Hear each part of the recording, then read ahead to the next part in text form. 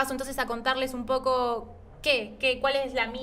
mirada que vamos a dar en Aunque te tiemble la voz, porque para toda nuestra generación el año 2020 probablemente fue uno de los más impactantes porque pudimos ser conscientes y a la vez protagonistas, lastimosamente, del tremendo caos económico, sanitario y social de la Argentina.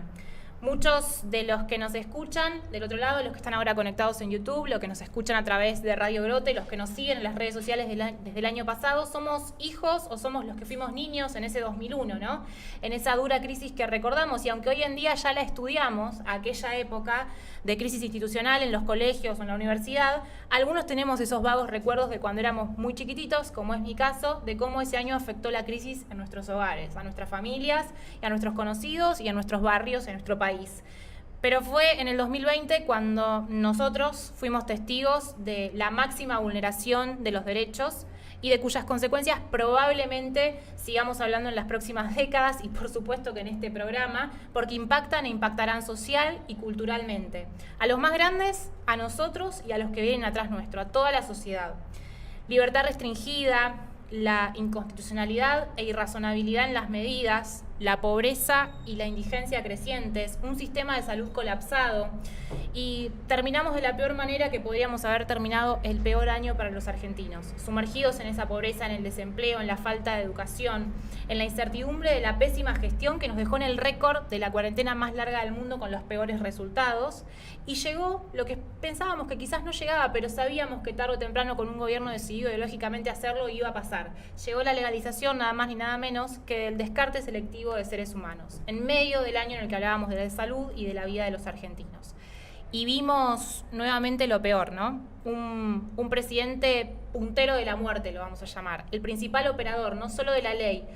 del aborto, sino también de la destrucción social, económica y cultural de la Argentina. Un gobierno que tiene en su estructura el raviol más caro, un Ministerio de la Mujer que tiene un presupuesto este año 1.350 veces más grande para dictar cursos, licitar caterings millonarios, silenciar la liberación de violadores como sucedió en la cuarentena del año pasado y abandonar a las mujeres a la soledad y a la muerte, como a Úrsula, a quien condenaron a muerte violenta por su ineficiencia e inacción. Utilizan sus denuncias y sus tragedias, que hoy son parte de una organización administrativa que opera de manera tal de afectar irrazonable y desmedidamente el contenido esencial de todos los derechos que dice proteger. Se llenaron la boca hablando del derecho a la salud mientras 86 mujeres y sus hijos por nacer estaban escondiéndose en un monte, en el Potrillo, en Formosa, por miedo a parir, por miedo a ser separadas de sus hijos, por miedo a perder a sus hijos. Ver a esas mujeres bajo las restricciones de ese gobierno provincial de Formosa nos reflejaron la más burda violación a los derechos humanos que vimos en este último tiempo y la mayor hipocresía, el silencio de la clase dirigente. Se vacunaron entre ellos con vacunas que nos enteramos, ni siquiera sabemos todavía, logramos entender muy bien cuál funciona, cuál no, si sirven, si no sirven, hay hasta incluso un debate, pero se vacunaron entre ellos con vacunas que llegaron y nos enteramos por Twitter, porque son los reyes de la desinformación y la limitación a la libertad de expresión. Se cagaron en los pacientes crónicos, en las cirugías que suspendieron, en las embarazadas que murieron o que condenaron o que incluso forzaron a parir en condiciones precarias. Impidieron despedir a los seres queridos el año pasado mientras ellos se abrazaban y se mostraban a los besos en las cámaras y en sus actos políticos. Llegamos así al 2021, lo que empezamos ahora, y todos sabíamos que esto iba a volver a pasar y hasta en algún punto la desesperanza y el caos económico-social, esta crisis en la que estamos sumergidos, nos llevó a pensar que, bueno, que tarde o temprano volvería a suceder, ¿no? En una especie de indignación, pero también acompañada de frustración, en donde en este año no quedó otra que visibilizar por parte del gobierno y el INDEC lo que padecemos no solo hace un año, sino hace décadas.